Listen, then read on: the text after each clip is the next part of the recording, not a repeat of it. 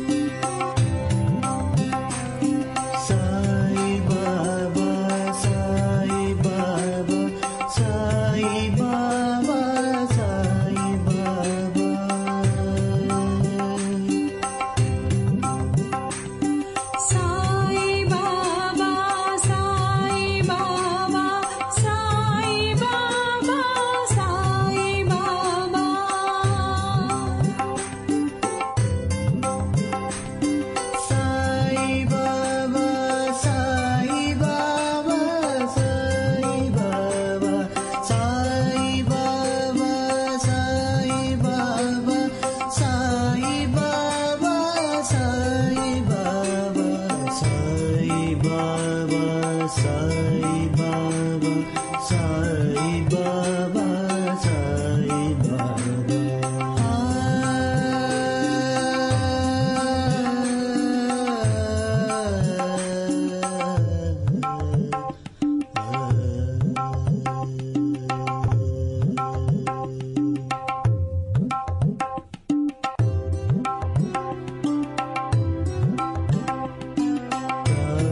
Baba Sai Baba